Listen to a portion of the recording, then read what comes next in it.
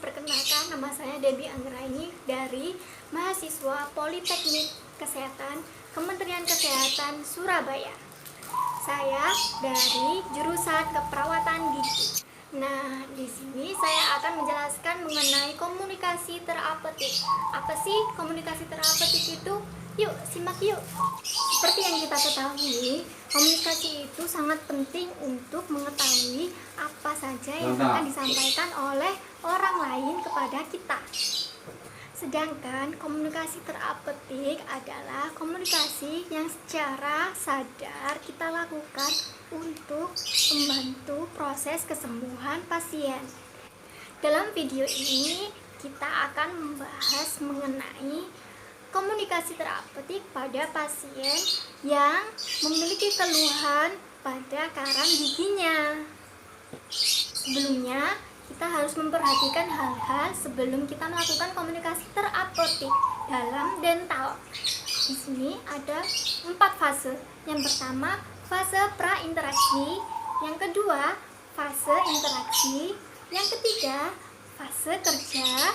Dan yang terakhir yaitu fase terminasi.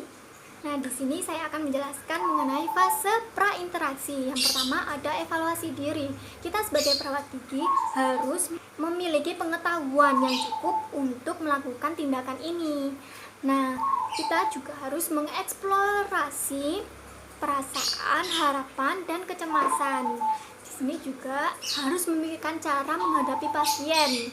Gimana sih cara-caranya kepada pasien yang sedikit agak susah. Kita juga harus mempersiapkan alat-alatnya dan bahan tentunya. Setelah itu mempersiapkan langkah-langkah prosedur yang akan dilakukan.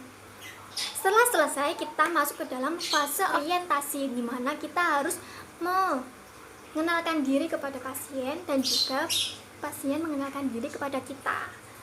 Lalu kita meminta data untuk kepentingan diagnosis, gimana menentukan apa saja rencana yang akan kita lakukan ketika kita masuk ke dalam fase kerja.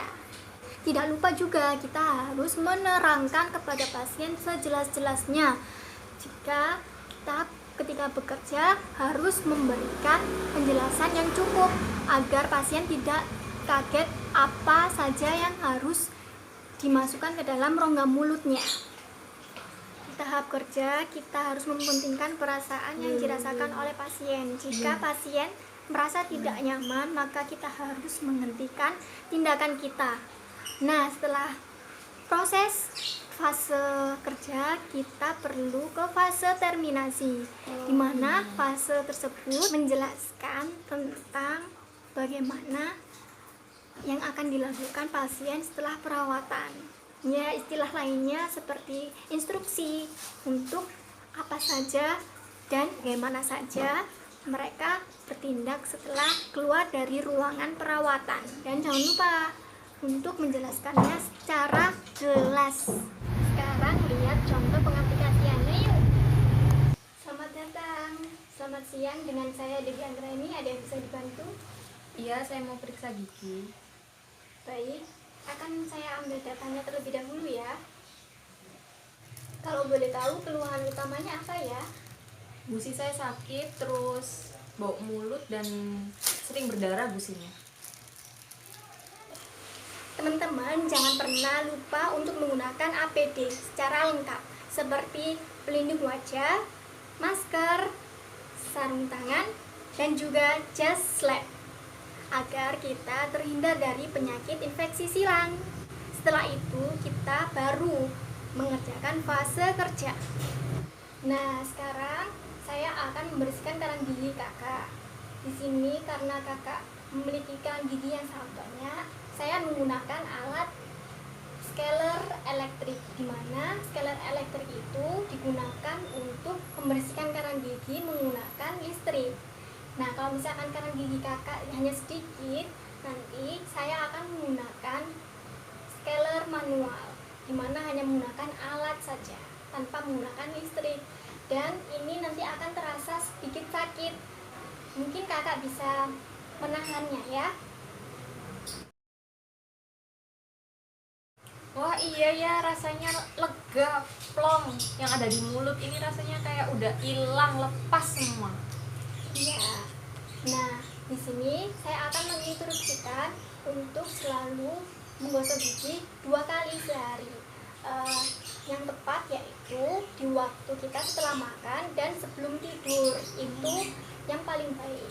Karena selama ini orang-orang mengira itu 2 kali sehari ketika mandi saja, dan sedangkan sebelum tidur mereka tidak pernah menggosok gigi. Untuk menghindari karang gigi yang sangat cepat datangnya, bisa makan buah-buahan, sayur, dan lain-lain yang berserat tinggi. Coba kalau kakak setelah makan dan ada yang menyelip, biasanya menggunakan apa? Kalau saya biasanya pakai tus gigi. Oh, saran saya lebih baik menggunakan benang gigi atau biasanya disebut dental floss. Bisa dicari di apotik terdekat atau toko-toko kesehatan lainnya. Karena kalau misalkan menggunakan gigi dan akan menyebabkan karang gigi lebih mudah untuk menempel. Itu.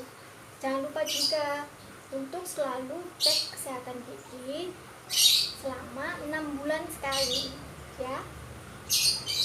Nah, sudah selesai semuanya, kakak bisa kembali ke rumah. Ya, terima kasih. Ya. Baik, terima kasih. Sekian dari video saya. Jika ada kurangnya, mohon koreksi ya. Wassalamualaikum warahmatullahi wabarakatuh.